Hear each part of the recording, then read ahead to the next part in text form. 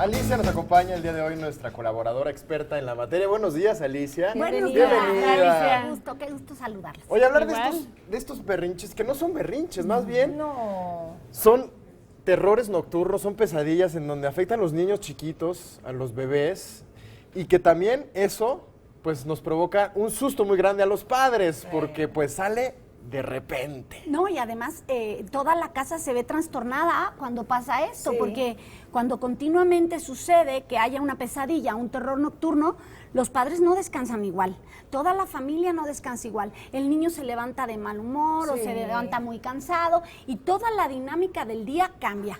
Entonces, como bien decías, aquellos padres que estén sufriendo, porque las pesadillas pueden empezar a partir de los 6 meses de edad. Muy pequeños, ¿no? Muy chiquitos, sí.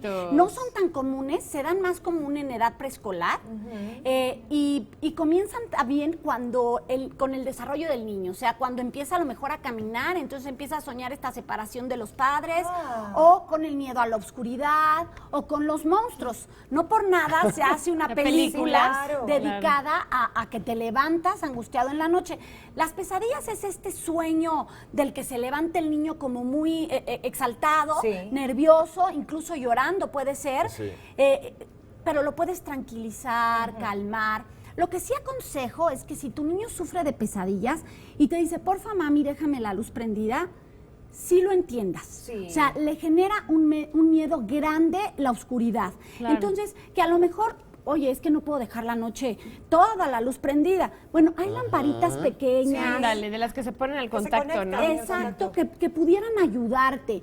Que no le hables en el día de monstruos, ni lo asustes de va a venir el coco por ti. Claro. Alicia, eso te iba yo a decir. Yo creo que es muy importante lo que los niños ven y escuchan. Sí. Tú no debes permitir que vean ni siquiera caricaturas de terror y obviamente esos sustos que se usaban cuando éramos niños. De, si te portas mal te va a llevar el rapajero y no sé qué. El robachicos, el coco, el monstruo. Pero hablabas también de pesadillas y terrores nocturnos. ¿Hay diferencias? Sí, hay diferencia. Mira, las pesadillas generalmente se dan como al final del sueño, en el sueño, tercera parte del sueño. Ya a punto cuando vamos a despertar. Exacto. Y en cambio los terrores nocturnos sí puede ser que el niño, es como un despertar parcial.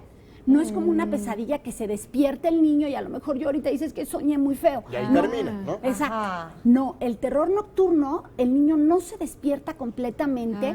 Puede a lo mejor tener los ojos bien abiertos y entonces le estás hablando y parece que no te está escuchando, o puede agitarse mucho, o ser sonámbulo, o no, pues ahí entra el terror por Pero los del padres, padre, ¿no? Sí, y sabes que yo me metí mucho a este tema porque mi hijo el pequeño sufría terrores nocturnos que suelen darse como a las 2 horas que se durmieron y se presentan mucho más seguido que a lo mejor las pesadillas, ¿no? Porque las pesadillas pueden ser no muy pesado. O viste una película, ¿no? O viste algo, o te dijeron algo y entonces sueñas con ello. El terror nocturno incluso se pueden levantar al día siguiente y no saben qué pasa. Ni se acuerdan. Ni se acuerdan.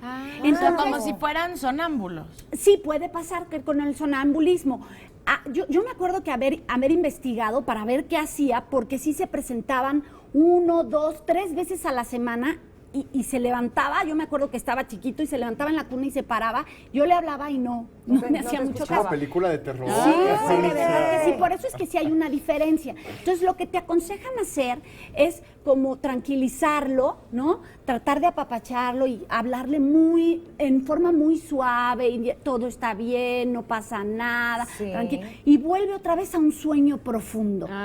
Y por eso es que al día siguiente no se acuerda. O sea, no lo debes despertar. No lo aconsejan, porque como que lo vas a espantar peor, ¿no? Claro. Aquí lo más importante es que como al día siguiente no se acuerdan y a lo mejor es recurrente el tener los terrores nocturnos, cuando ya suceden mucho, incluso aconsejan como ir midiendo como a qué hora se presentan. Entonces, hay padres que los despiertan como 15 minutos antes de que se dé el terror nocturno y le platican y lo tranquilizan y lo abrazan para que no se presente. Ahora, con las pesadillas, ¿qué rutina de sueño o qué podemos hacer si las identificamos, está haciendo un sueño recurrente o se despierta a la mitad de la noche? Sí hay que hablar con el niño durante el día sobre qué es lo que le genera la pesadilla, porque a lo mejor lo puedes solucionar. Hablas, a lo mejor te dice, es que yo siempre que me acuesto veo un monstruo. Entonces a lo mejor antes de acostarlo le dices, mira, vamos a revisar para que veas que no hay nada, y bajo la cama y abres el closet, ¿ves? No hay monstruos, te voy a dejar la puerta abierta. Tú tranquilo, a lo mejor le cuentas un cuento, o sea, lo relajas. Nada que lo excite antes de irte a dormir. Incluso hay un cuento que yo recomiendo mucho que se llama El monstruo atrapa pesadillas de monstruos. Es un lindo cuento en donde el papá y el hijo hacen una estrategia para acabar con esos monstruos que se le presentaban al hijo durante las pesadillas.